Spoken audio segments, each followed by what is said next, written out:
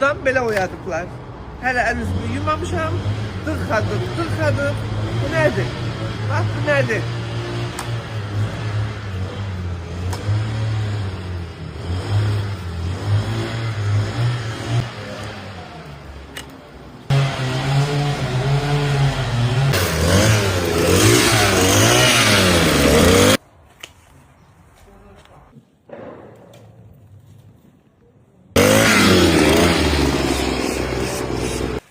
Nə gözəl, yorulmayasan.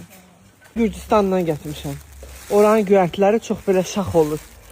1, 2, 3, 4, 5, 6, 7, 8. Burada 8-dən çoxdur. Əkərsiz, baharın gəlişini xəbər verir. Çayımı da qaynadıblar, özləri də içirlər. Ağaçların ağarılması da birazdan baş tutacaq. Tam təmizlik olandan sonra. Görürsünüz necə? Hər kəs öz işini görür də. 6-7 nəfər birdən bağa gələndə təbii ki, belə olacaq. Maşallah. Briqada şəklində gəlirlər. Aylıq xidmətini göstərib gedirlər. Göyərtilər üçün ləklərim, hazır ləklərimdir. Hüseyin sağ olsun o vaxt düzəltmişdi mənə. İndi həmin ləklərə də göyərtilər əkilir. Hamısı bir-bir əkiləcək və mənim qapımda həmişəki kimi göyərtilər olacaq. Qapıdan çıxan budanmış bütün ağaçları bax belə küp-küp elədilər mənə Azel bağbanlıq. Küp-küp elədilər ki, sabah bir gün qapıda bir ocaq qalayanda odun dalınca qaçmayayım. Öz qapımdan çıxan çırpılarla özümə azuqə tutmağa, yemək pişirməyə odunum olsun.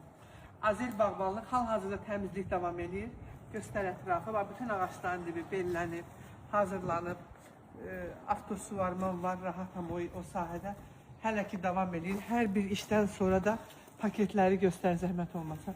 Bütün zibilləri paketlərə yığışdırırlar və aparırlar. Burada heç bir zirzibil qalmır. Bu da o deməkdir ki, keyfiyyət hər zaman öndədir. Azel, sizi tanıdığıma çox xoşbəxtəm. Təşəkkürlər.